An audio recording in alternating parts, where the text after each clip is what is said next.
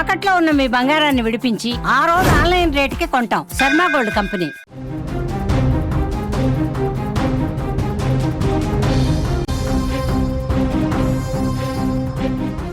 Big breaking news చూస్తున్నాం.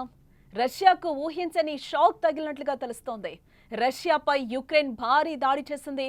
Russia గడ్డ మీద నుంచే భీకర దాడులు జరిపింది యుక్రెయిన్. డ్రోన్లతో రష్యా వైమానిక స్థావరాలపై అటాక్ చేసినట్లుగా తెలుస్తోంది.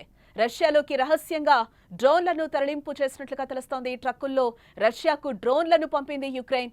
18 నెలలుగా ఆపరేషన్ స్పైడర్ వెబ్ ప్లాన్ చేసినట్లుగా తెలుస్తోంది. యుక్రెయిన్ దాడితో రష్యాకు భారీ నష్టం జరిగినట్లుగా తెలుస్తోంది. రష్యా యుద్ధ విమానాలు కూడా ధ్వంసమయ్యాయి ఈ యుద్ధంలో. అలాగే యుక్రెయిన్ దాడిని ధృవీకరించింది రష్యా. భారీ నష్టం జరగలేదని కూడా వెల్లడిస్తోంది. కొన్ని విమానాలకు నష్టం కలిగినట్లుగా అంగీకరించింది. యుక్రెయిన్ ప్రతీకార దాడులకు రష్యా దిగినట్లుగా తెలుస్తోంది. యుద్ధం మరింత తీవ్రతరమయ్యే ఛాన్స్ అయితే కనిపిస్తున్నట్లుగా తెలుస్తోంది. సుమారు 1100 రోజులుగా జరుగుతున్న రష్యా యుక్రెయిన్ యుద్ధంలో ఏ రోజు జరగని భీకర దాడి తాజాగా జరిగిందని మనం ఇక్కడ చెప్పుకోవచ్చు. రష్యాకు యుక్రెయిన్ చావు దెబ్బ కొట్టింది. అదను చూసి భీకర దాడులతో రెచ్చిపోయింది. రష్యా భూభాగం నుంచే రష్యాపై అటాక్ చేసింది యుక్రెయిన్. యుక్రెయిన్ డ్రోన్లు రష్యాలో నానా బీభత్సం సృష్టించాయని చెప్పుకోవచ్చు. ఆపరేషన్ స్పైడర్ వెబ్ పేరుతో ఈ వినూత్న దాడిని కూడా చేపట్టింది. దీనికి చాలా రోజులుగా ప్లాన్ చేస్తున్నట్లుగా కూడా యుక్రెయిన్ చెప్పింది. డ్రోన్లను చెక్కతో తయారు చేసిన కదిలే క్యాబిన్లలో దాచారు. ట్రక్కులపై ఈ క్యాబిన్లను అమర్చి ఆపై వాటిని రష్యాలో ప్రవేశపెట్టినట్లుగా తెలుస్తోంది. సిగ్నల్ ఇచ్చిన వెంటనే క్యాబిన్ల పైకప్పులు తెరుచుకున్నాయి. డ్రోన్లు నేరుగా గాల్లోకి లేచి దాడిని ప్రారంభించాయి. రష్యా ఎయిర్ బేస్లు లక్ష్యంగా యుక్రెయిన్ ఈ దాడులు చేసినట్లుగా తెలుస్తోంది. అలాగే అణు సామర్థ్యం కలిగిన TU-95 బాంబర్ విమానాలను లక్ష్యంగా చేసుకుంది. ఈ దాడిలో 40కి పైగా బాంబర్ విమానాలను రష్యా కోల్పోయినట్లుగా తెలుస్తుంది. మనం ఇక్కడ స్క్రీన్ మీద విజువల్స్ లో కూడా చూస్తున్నాం. క్లియర్ గా కనిపిస్తుంది యుక్రెయిన్ రష్యా మీద ఎటువంటి దాడి చేసిందో కూడా ఇక్కడ మనకు కనిపిస్తుంది. టోటల్ గా అక్కడ మొత్తం పొగ కమ్మేసిన విజువల్స్ అయితే మనకి కనిపిస్తున్నాయి. చాలా భయంకరమైన దాడి చేసింది రష్యా పైన యుక్రెయిన్. ఈ విజువల్స్ చూస్తే మనకి క్లియర్ గా అర్థమవుతుంది. అక్కడ పొగ కూడా చూసారా ఎంత ఘోరంగా వస్తున్న పరిస్థితి కనిపిస్తుంది. ఏమీ కనిపించని పరిస్థితి కూడా అక్కడ మనకి కనిపిస్తుంది. అలాగే TU-22M3లను కూడా కోల్పోయినట్లుగా తెలుస్తుంది. ఒక్కో TU-22M3 బాంబర్ ధర 2505 కోట్లు. TU-95 బాంబర్ ధర 1361 కోట్లుగా ఉంటుందని అంచనా. దీన్ని బట్టి చూస్తే యుక్రెయిన్ దాడుల్లో రష్యాకు వేల కోట్ల నష్టం వాటిల్లినట్లుగా మాత్రం స్పష్టమవుతోంది.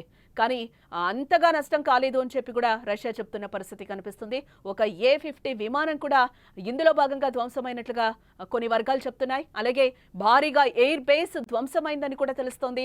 బెలయా ఎయిర్ ఫీల్డ్ పూర్తిగా ఆహుతైపోయింది. ఉత్తరాన మర్మాన్స్క్ నుంచి తూర్పున అముర్ వరకు దాడులు జరిగినట్లుగా తెలుస్తోంది. ఇవనోవో, రియాజాన్, ఇర్కుట్స్ వంటి కీలక ప్రాంతాల్లో సైనిక స్థావరాలపై బాంబులు వేశారు. యుక్రెయిన్ కి సరిహద్దు ప్రాంతం కర్స్క్లో వంతెన కూలిపోవడంతో గూడ్స్ రైలు కూడా పూర్తిగా ధ్వంసమైనట్లుగా మనకు తెలుస్తోంది. డ్రోన్ దాడుల తర్వాత కాలిపోతున్న రష్యన్ యుద్ధ విమానాల వీడియోలు అయితే ప్రస్తుతం వైరల్ అవుతున్నాయి. ఆ వీడియోలనే మనం ఇక్కడ స్క్రీన్ మీద కూడా క్లియర్ గా చూస్తున్నాం. ఇది రష్యా బలగాలపై జరిగిన అతి పెద్ద దాడుల్లో ఒకటిగా భావిస్తున్నారు. ఊహించని దాడితో రష్యా రగిలిపోతోంది. యుక్రెయిన్ దాడి నిర్ధారించిన రష్యా రక్షణ శాఖ నష్టం మాత్రం భారీగా జరగలేదని చెప్తోంది. ఇప్పటి వరకైతే యుక్రెయిన్ చాలా అందమైన దేశంగా చెప్తూ ఉంటారు. మన ఇండియన్స్ కూడా అక్కడికి చదువుకోవడానికి చాలా మంది వెళ్తూ ఉంటారు. గతంలో యుద్ధం జరిగినప్పుడు కూడా అందరూ రిటర్న్ అయిపోయిన పరిస్థితి కనిపించింది. డాక్టర్ చదవాలంటే ఖచ్చితంగా అక్కడికి వెళ్లే పరిస్థితి అయితే మనకు కనిపిస్తూ ఉంటుంది.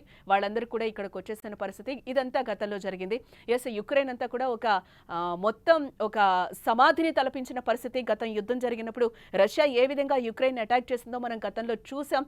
దాని తర్వాత స్తబ్దుగా ఉన్న రష్యా చిన్న చితక యుద్ధాలు జరుగుతూనే ఉన్నాయి. అవి అంతగా బయటకి రాకపోయినా కూడా ఈసారి యుక్రెయిన్ అదును చూసి రష్యాపై కాటు వేసినట్లుగా తెలుస్తోంది.